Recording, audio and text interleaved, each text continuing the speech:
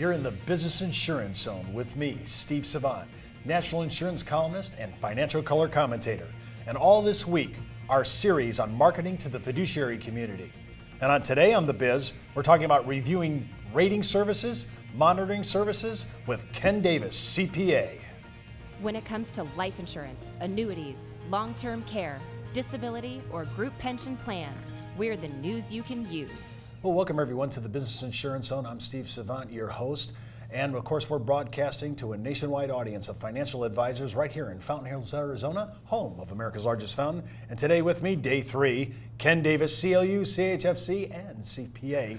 Welcome to the show, Ken. Hey, Stephen. I got that down, don't I? That's CLU great. stuff, yeah, wow. I tell you what, you are one of the most highly credentialed guys I've ever met in our industry, and Ken's been we've been in and out of the same study groups for years, and I really appreciate this part of the show having Ken on because we talked about balance sheets yesterday. Now listen, it's important, believe you me, ratings are important, but we talked about balance sheet information yesterday because we believe it won't take much to up your game and learn that, so we want you to do it because all the giveaways we're using on our landing page are support material for you to interact and gain access to these gatekeepers. And remember, you can get that at www.brokersalliance.com/gatekeepers. Today we're talking about rating services. Now, Ken, when we talk about rating services, there are you have AM Best, you have S&P, you have Moody's, you have Fitch, you have Weiss, you have the old Townsend and Ship report, which is still out there, but it doesn't have the same kind of play as it used to do. Yeah. We're looking at all these surveillances and trying to figure out the difference, and there's a difference here between financial stability and claims paying ability. Interesting enough, AM Best, which has been the big vanguard for our insurance industry for years, almost a century, getting pretty big, pretty long there. When you think about it, They really measure claims paying ability, which is not the same as financial stability. And when you see the definitions, it's not just the ratings, it's the rating level, it's the definitions of those ratings, it's the history of those ratings, and we monitor all this. I want to talk a little bit about claims paying ability because really at the end of the day, if I have a term contract, I just want to know, is the ratings high enough where I can go to bed tonight and know that, hey, if I die, my beneficiaries are going to get paid? Yeah, I mean, I think that references just having the assets timed and supporting the liabilities that are expected in the future so that they have enough cash to pay them as the claims become payable. I like the idea because when we think about it, I always used to, before we had all the financial debacles of the late 80s, early 90s, and then the recent one, which took out a couple carriers and really caused some problems. When I look at those ratings, I always used to be able to, as a young agent, I never considered it. I just said, hey, A+, AM Best, right. That's great. And I always thought they were equal. So if A+ from AM Best and I got an A+ from S&P, it was all the same. It's not. Well, you know, it's interesting. It reminds me of a story. I had another agent in our office come to me and ask me to take a look at his portfolio of clients and what we might be able to do for them. What was interesting is I noticed one of the annuities was what had been an A+ rated carrier, and I'd seen a report, this is before we had all this data available, that talked about the surplus, the ratio of at-risk assets, the junk bonds and stuff like that, to net worth, surplus, reserves. And I said, wow, they're just really out there. This is very risky, even though they have a high rating. I said, you really need to get your client out of that, liquidate that annuity and move it somewhere else. He says, really? I said, yeah. He says, it's my father-in-law.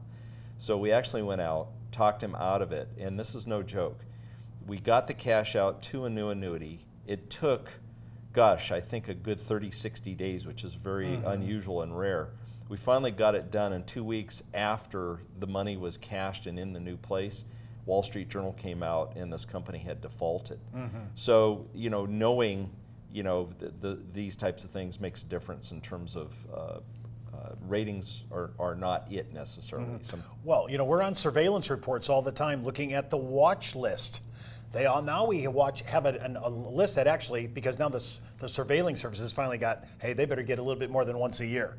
So we're looking at that now, and every month we go out and troll the numbers, and if there's any insurance carrier, whether it's life, annuities, disability, long-term care, or even some, not all, but some group pension plan VAs, because we look at some of that, I look at it all because if I start seeing them on the watch list, and we also have another service that comes out quarterly that supports us, we're looking at it all. And when I can come to a CPA or a tax attorney or enrolled agent of the IRS, trust officer, I have the kind of information that they want to see. And the really good thing I like about this is they have such an appreciation for it. I think they have it more than we do.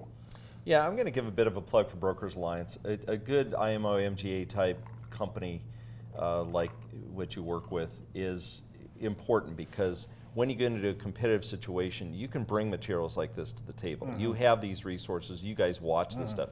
You're looking at ratings, you're looking at premiums and costs and cash values and all this stuff, and you're there with that type of situation. There's no way that an agent can be on top of all of this stuff. And so having these summary reports like we have with the balance sheets and the ratings and stuff is helpful, but also just the fact that you guys are monitoring and making sure this is okay. And so if an agent brings a competitive bid to the table, you can say, oh, okay, well, we know this, this, and this about the competition, and ours is better, and this is why.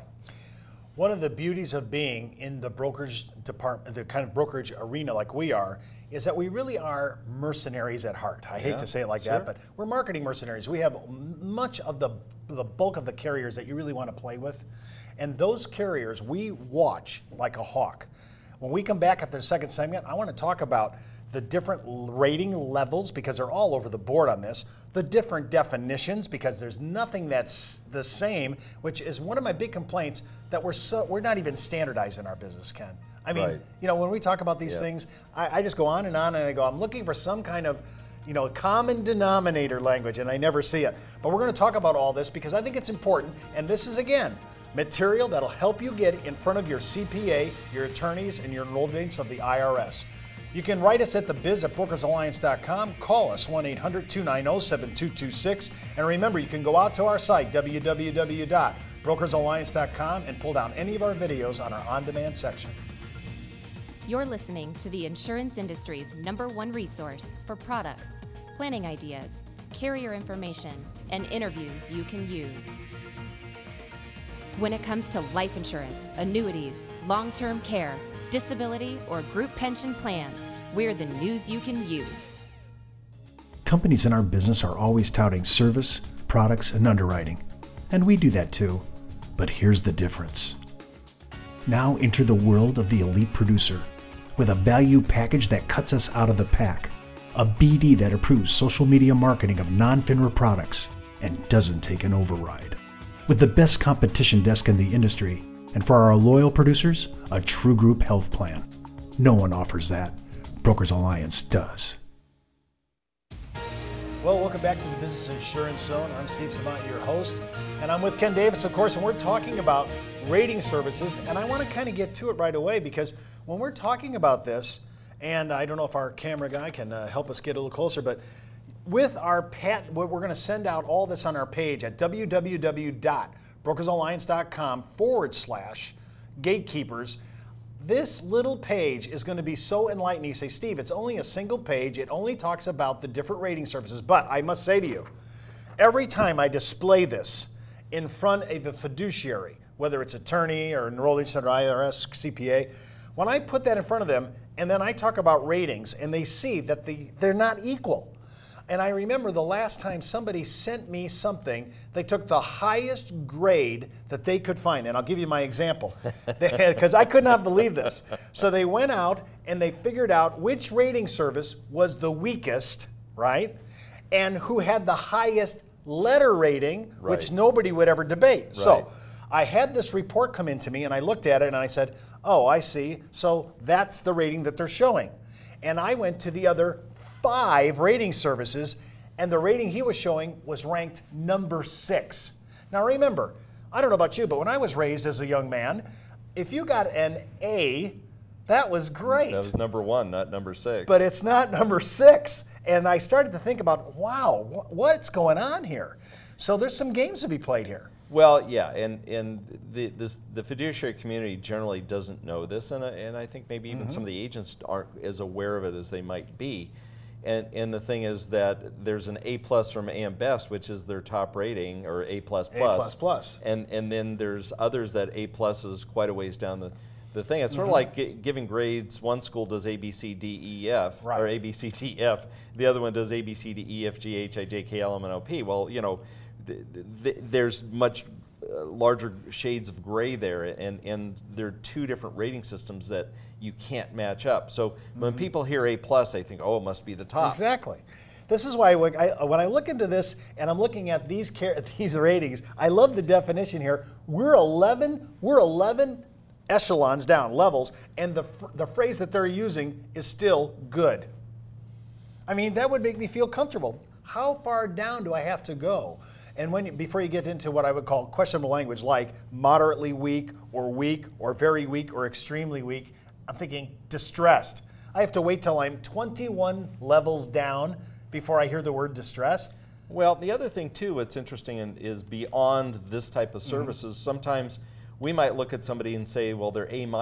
Well, in a health, if they're primarily health insurance, and we're working with that may be a fabulous rating. B+ is maybe standard because you know the rating services see them as an issue. So they may be lower, but they're within their group of people doing what they're doing, they're higher. And even there's some annuity companies out there that don't do life insurance or other distribution channels, and they get dinged for that. And so they might be an A- when in fact we look at their balance sheet and say they're an A. We can explain that to the CPA or to the client and say, are you willing to take that risk? The rating services see value in that. We're not so sure. We see a strong balance sheet and we're okay with it.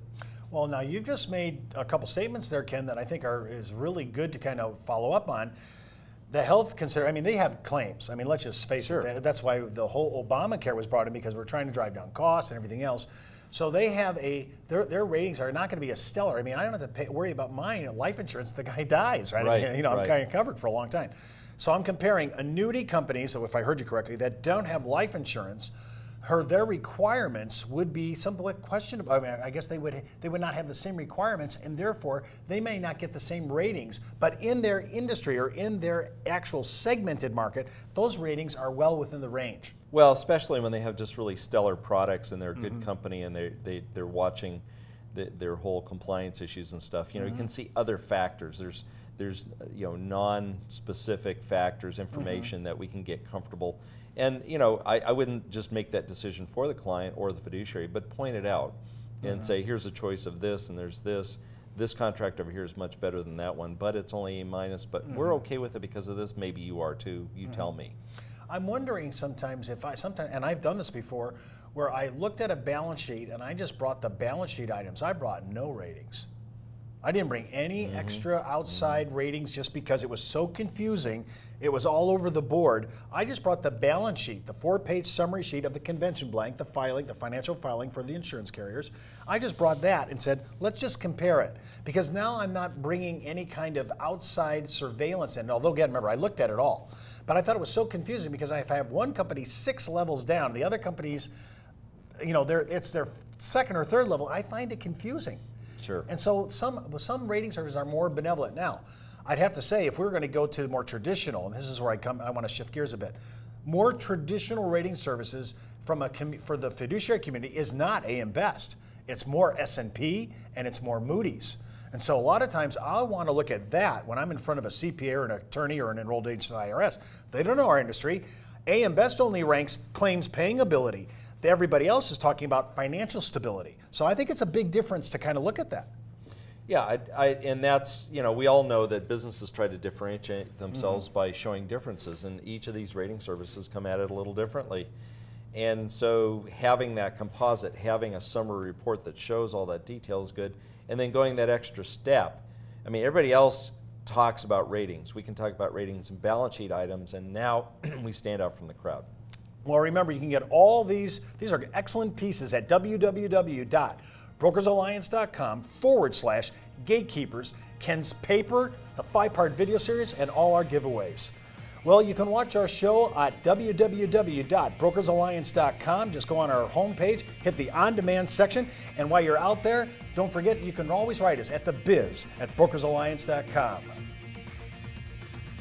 The Biz is brought to you by Brokers Alliance, a national leader in insurance products, support services, and educational workshops. When it comes to life insurance, annuities, long-term care, disability, or group pension plans, we're the news you can use.